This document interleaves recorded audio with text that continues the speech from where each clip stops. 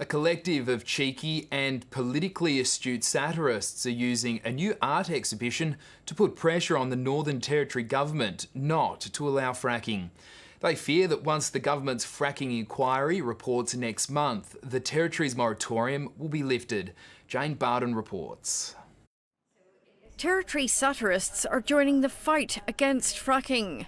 When you see the forces gathered on the pro-fracking side, you know, the money that goes into television campaigns and things like that, I think the work of artists can be quite effective. The Chief Minister, his cabinet and fracking inquiry are in the firing line. Often artists are at the forefront of political change, and often they're very brave people who are prepared to say what normal people aren't.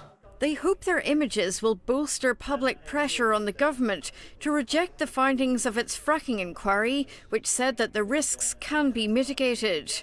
There's so much information, like the report itself is pages and pages long, and so I'm hoping that the exhibition will simplify things, get the facts out there, present it in a certain way that's humorous, colourful, bright and sharp. But other powerful voices in the fracking debate are throwing their weight behind the inquiry's findings. I think it's been a very candid and comprehensive assessment and analysis of the environmental impacts and risks and issues. However, the EPA isn't endorsing one of the inquiry's key recommendations, that a body completely separate from the Resources Department should regulate any new fracking industry. And the EPA isn't putting up its hand to be that regulator. That really is a matter for government whether they want that to be done independently or not. What I'm primarily concerned about is the front end, which is a front-end impact assessment done by an independent expert body. The EPA is offering public reassurance. Hydraulic fracturing, like any industrial activity, is not free from risk. It is not and can never be.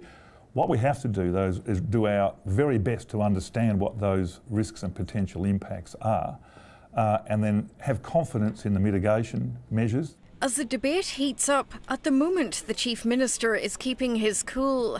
I am not worried about my Chief Ministership, and I won't make decisions based on whether I stay in the Chief Ministership or not. For me, it's always about what is in the best interests of Territorians, and that's what will always guide my decision making. Fending off pressure from Territorians who want the decision back in their hands. Bardon, ABC News.